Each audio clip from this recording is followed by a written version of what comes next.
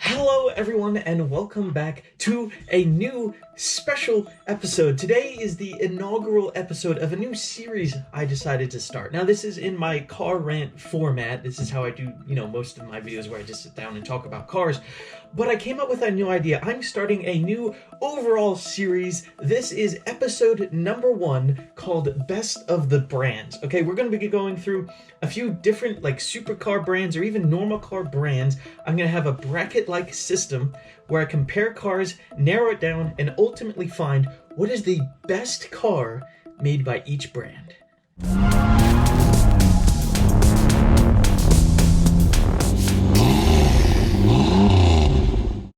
Alright, so for our first episode, to start it off with a bang, we're talking about none other than my favorite car company, Koenigsegg. So this is gonna be cool. So like I said earlier, all right, we're doing a bracket-like system, okay, where we have two cars, we compare them, the winner moves forward. Ultimately, we get the two best cars, we compare them.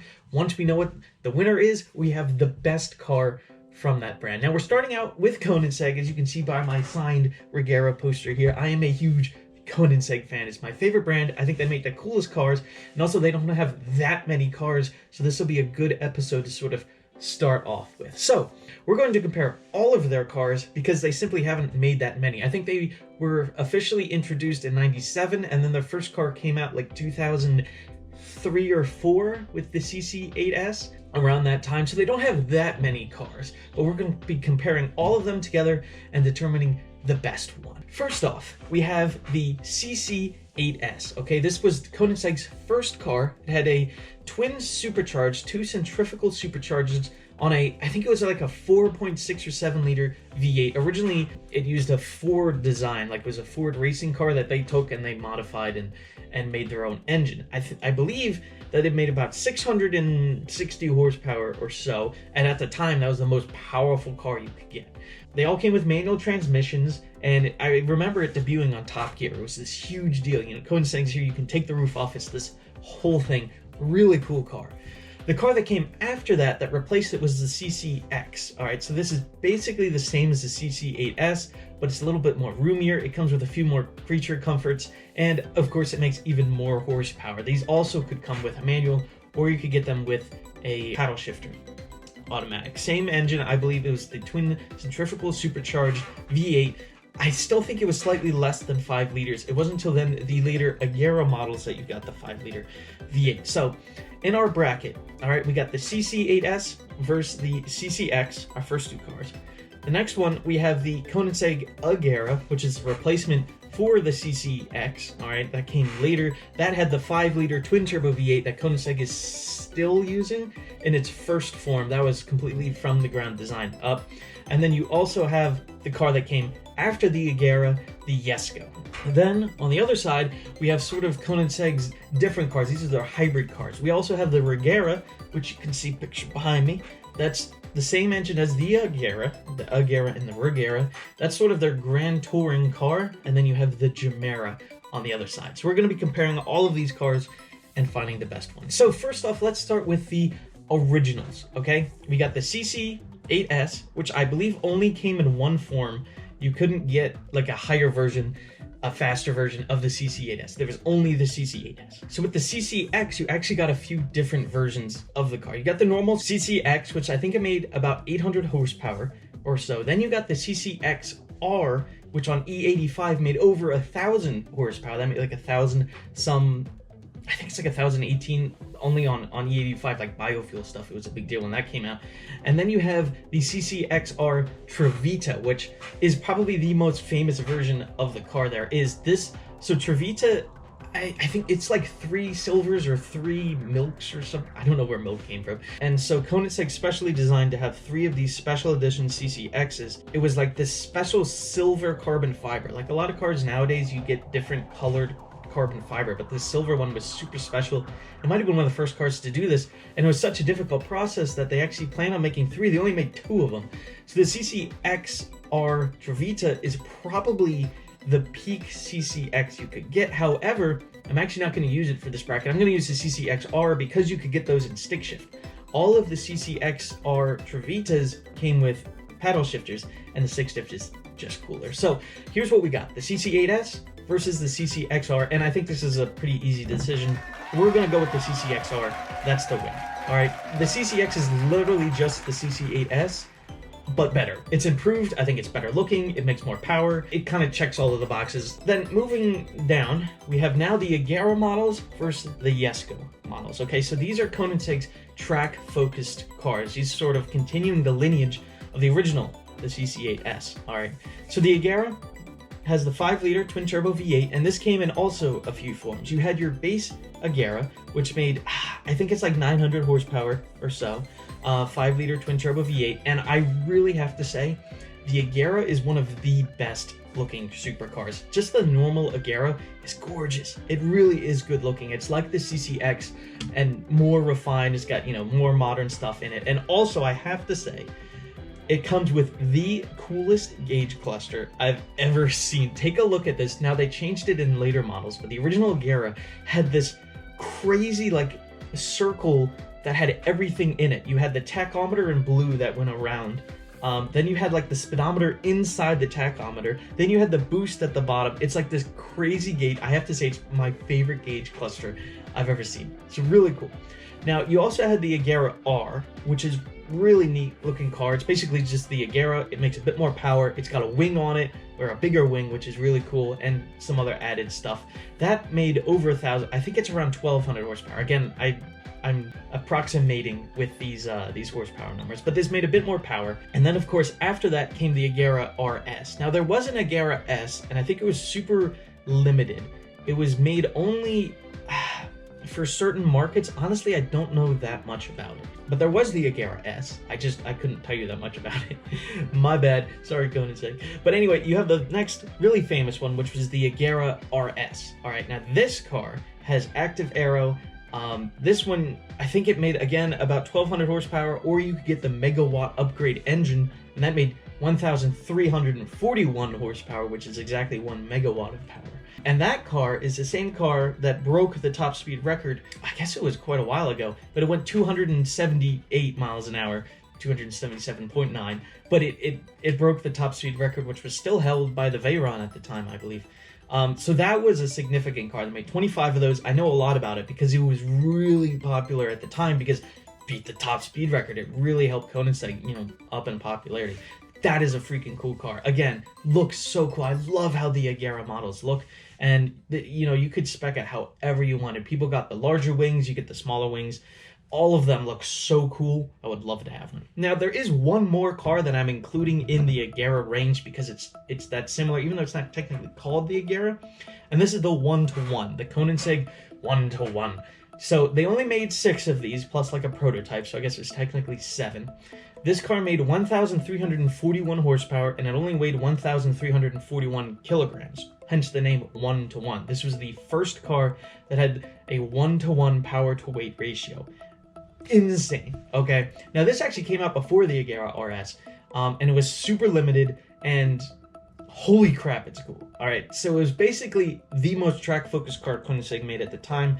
You couldn't put the roof under the front because there's all this air ducting. It had the biggest wing ever, and it broke all kinds of records. Awesome car. Really love it. And I'm going to call that the best of the Agera range as well. So we're going to take the 1-to-1 as the highest level Agera. Even though it's not called an Agera, it's basically the Agera souped up like crazy, so we're going to call it an Agera there. And I would have it. Even though the RS does have a higher top speed, when you're really going to use that, and also you can store the roof under the frunk, which you can't do in the 1-to-1, but still, the 1-to-1, man, so cool. Now, next, after all the Agera range, the 1-to-1 is the one we're taking there. You have the Jesko models. There's only 2 of those right now. You have the Jesko Attack, which is your big old wing, super downforce track version car. Then you have the Jesko Absolute, which is their top speed version, okay? Top speed. I don't know why I'm Italian, but it's your top speed version. This is theoretically supposed to go 330 miles an hour, and it's going to be insane. And honestly, it probably can. Now, I made a video about these 2 cars a while ago in my car rant. It was track cars versus top speed cars, and why it's such a difficult decision. But the quick synopsis would be, I honestly don't know which one I would pick.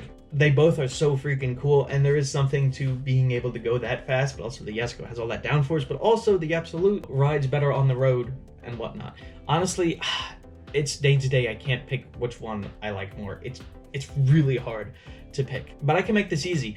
Either Jesko version, they're so freaking cool. They have the coolest engine. If you haven't heard a clip of the Jesko revving, like under load, holy crap, it sounds good.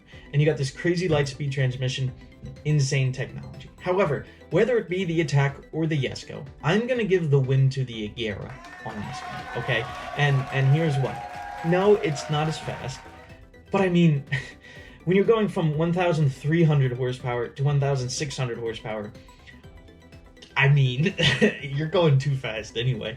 The big thing for me though, I think the 1-to-1 looks better than either version of the Jesko. I love them, but Koenigsegg actually expanded their wheelbase a bit for a bit more room. They made it a bigger car, whereas the 1-to-1's a bit smaller, and I just think the proportions on the 1-to-1 look a little better.